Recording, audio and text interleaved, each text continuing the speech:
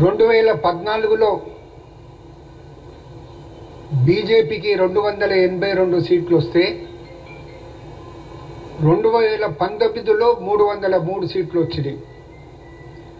ఇప్పుడు 2024 ఎన్నికల్లో వారికి 240 సీట్లు మాత్రమే రావడం జరిగింది. ఎన్డీఏ సీట్లను చూసుకుంటే 2014లో 336 వస్తే 2019లో 353. ఇప్పుడు నిన్న వచ్చిన రిజల్ట్స్లో మొత్తం ఎన్డీఏకు చూసుకుంటే 294-95కు మాత్రమే చేరుకోవటం జరిగింది. విషయం ముఖ్యంగా గమనించాల్సింది ఏంటంటే 2014లో 2019లో బీజేపీకి సొంతంగా మెజారిటీ రావటం జరిగింది. Magic figure 277. 2014లో కూడా 2019లో కూడా వారు ఆ మ్యాజిక్ ఫిగర్ను దాటిండ్రు.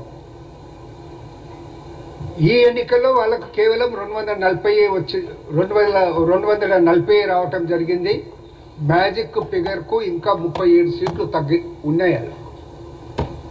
వాళ్ళు సింగిల్ లార్జెస్ట్ పార్టీ మాత్రమే. నిన్న రాహుల్ గాంధీ గారిని కూడా ప్రెస్ మీట్లో ప్రశ్నించడం జరిగింది. మీరు ప్రభుత్వాన్ని క్లెయిమ్ చేస్తారా, ఏర్పాటు చేస్తామని క్లెయిమ్ చేస్తారా అంటే, రేపు మా కూటమి మీటింగ్ ఉంది, ఎన్డీఏ కూటమి మీటింగ్ ఉంది, మా సహచర పార్టీల పెద్దలతో సంప్రదించి నిర్ణయం తీసుకుంటామన్న మాట చెప్పడం జరిగింది. మోడీ గారు నిన్న వాళ్ళ బీజేపీ హెడ్ క్వార్టర్స్లో ఒక మీటింగ్ జరిగింది. ఆ మీటింగ్లో ఇక తానే ప్రధానమంత్రి అవుతున్నట్టు, మళ్ళీ మూడోసారి మేమే అధికారంలోకి వస్తున్నట్టు ఆయన చెప్పడం జరిగింది. జనరల్గా సంప్రదాయం ఏమిటంటే, ఒక ఎలక్షన్ జరిగిన తర్వాత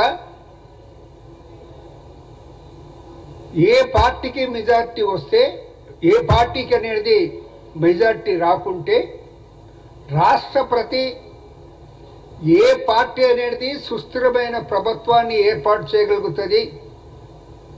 సింగిల్ లార్జెస్ట్ పార్టీ అయితే సింగిల్ లార్జెస్ట్ పార్టీ, అదేవిధంగా సింగిల్ లార్జెస్ట్ పార్టీ కాకుండా వేరే పార్టీని కూడా అవి సుస్థిరమైన ప్రభుత్వాన్ని ఏర్పాటు చేసే పరిస్థితులు వారిని కూడా ఆహ్వానించే పరిస్థితి అనేది ఉంటుంది. ప్రభుత్వం ఏర్పాటుకు ప్రయత్నం చేయమని మొన్న కొందరు మేధావులు కూడా ఎలక్షన్ కమిషన్కు రాష్ట్రపతికి కూడా వాళ్ళు రిప్రజెంటేషన్ చేయటం జరిగింది. ఒకవేళ హంగ్ ప్రభుత్వం ఏర్పడితే మీరులే సొంతంగా దేశ భవిష్యత్తును దృష్టిలో పెట్టుకొని నిర్ణయం తీసుకోవాలన్న మాట వారికి విజ్ఞప్తి చేయటం జరిగింది. ఎన్డీఏ కూటమిలో ఉన్నవారు అందరూ ఒకవేళ సపోర్ట్ చేస్తే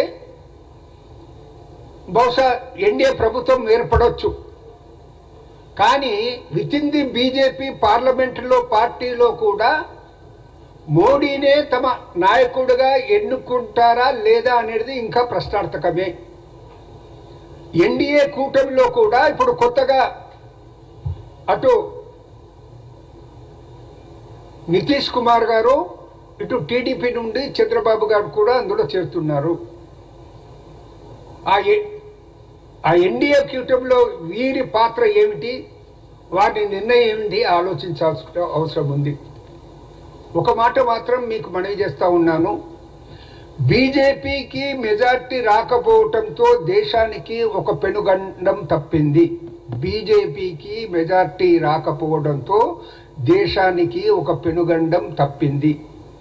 మోడీ అమిత్ షాలు ఏదైతే విష ప్రచారం ఎన్నికల సమయంలో దేశవ్యాప్తంగా చేయటం జరిగిందో, ప్రజలు ఏదైతే ఆందోళనలో పడటం జరిగిందో, రేపు మళ్ళీ బీజేపీకి మెజార్టీ వచ్చి మళ్ళా మోడీయే ప్రధానమంత్రి అయితే ఈ దేశం పరిస్థితి ఏమిటనేది ఆలోచన చేశారో, ఆందోళన పడ్డారో వారికి కొద్దిగా ఊరట కలిగింది నిన్నటి ఫలితాలన్నమాట సుస్పష్టం. అది 400 ఫార్ నినాదంతో ప్రచారం చేసినటువంటి బీజేపీ వారు, మోడీ, అమిత్ షాలు మేము అధికారంలోకి రాగానే మేము కామన్ సివిల్ కోడ్ను ఇంప్లిమెంట్ చేస్తామన్న మాట చెప్పడం జరిగింది. మోడీ, అమిత్ షాలు ప్రతి మీటింగ్లో కూడా ముస్లిం రిజర్వేషన్లను మేము వెంబడే రద్దు చేస్తామనే మాట చెప్పడం జరిగింది. రద్దు చేసి వేరే వర్గాల వారికి కేటాయిస్తామన్నమాట చాలా స్పష్టంగా మన ఈవెన్ తెలంగాణలో కూడా చాలా సమావేశాల్లో చెప్పడం జరిగింది. అదే చంద్రబాబు నాయుడు గారు మోడీతో కలిసిన తర్వాత కూడా ఆంధ్రప్రదేశ్లో ఎన్నికల ప్రచారంలో వారు చెప్పడం జరిగింది, మేము అధికారంలోకి వస్తే ముస్లిం రిజర్వేషన్స్ను రద్దు చెయ్యము, అవి అట్టనే కొనసాగుతాము అన్నమాట వారు చెప్పడం జరిగిందన్న విషయాన్ని మనం గమనించాల్సినటువంటి